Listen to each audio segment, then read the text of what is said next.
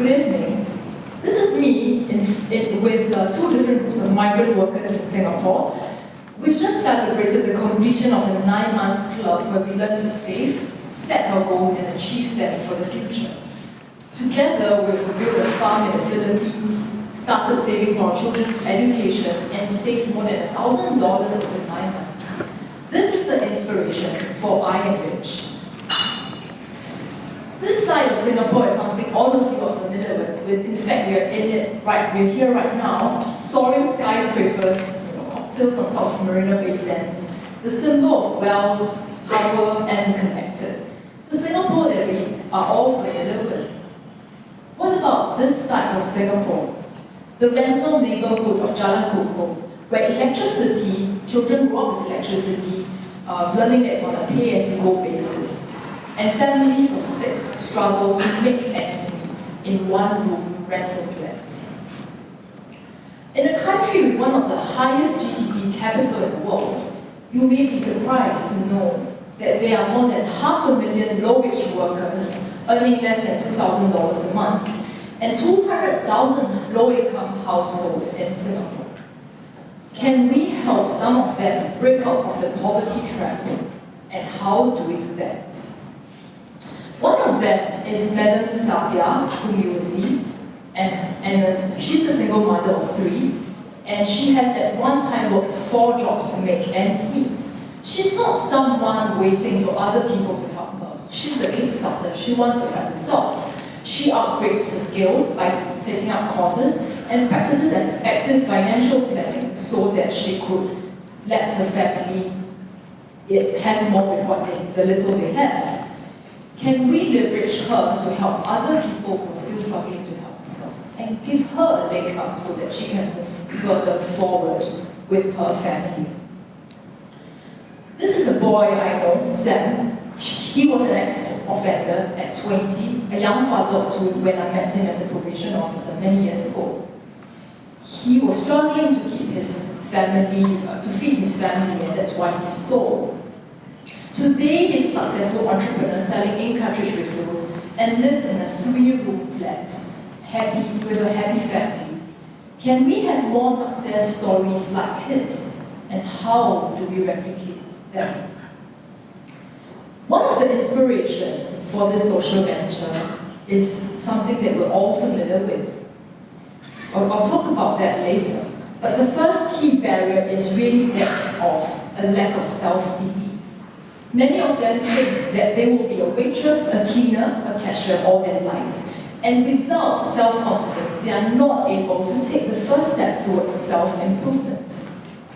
The second barrier is the one that some of us take for granted. We can easily call someone or walk into someone's door and say, can I have some help? But a lot of them do not have this support of friends and family and other people they can count on when they need help, and this further deepens their poverty. The third barrier is that of access. Many would rather work than lose 1 day's wage to go for training. Others are not accustomed to some lecture style, classroom style of teaching that they find that they don't learn very effectively. How can we help them overcome these barriers to change, upgrade, improve their skills so that they can earn more? Alcoholics Anonymous, Weight Watchers, we are all familiar with them.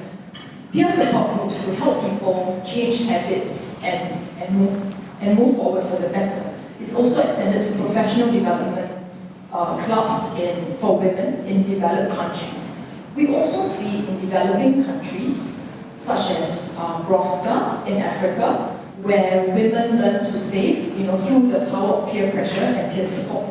And in either Singapore, where I was mentored to groups of domestic migrant workers. Our vision is to build life skills and confidence in low-income workers through peer-supported clubs, so that they can be in better-paying jobs and earn more for their families and children. There are 3 pillars, the first of which is peer support, as I mentioned, and the alumni network. We want We want them to be supported by people who understand the situation better than anyone else. And we want people who come out of the situation to come back as co-mentors to help others still struggling. The second pillar is that of sustained engagement. We believe that change does not happen overnight. It needs to be at least a 6-month or 9-month period of engagement for them to learn new tools, develop new habits, apply them to real life, and test them in a safe environment with people they know and friendships they've developed.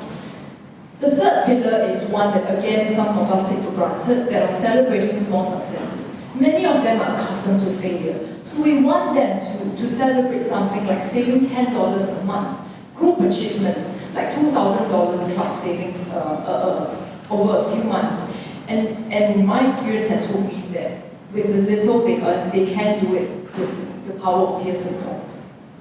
These are the outcomes we envision. We want them to be enrolled in at least one training or certification course so that they can be better paying jobs in 3 years. And we also want them to have a regular savings plan. We want to engage stakeholders, not just the low-wage workers themselves, but also employers, so that we can have these clubs at the workplaces during lunch times to facilitate their learning and so as to remove the barriers, as well as work with government to help those who are not in stable employment or in odd jobs. So we are in the stage of engaging our stakeholders with the view of launching a pilot and scaling it out eventually. We need your help and support to help us achieve this dream where poverty stifles dreams, and we want our future generations to break out of the poverty trap as much as possible. Thank you.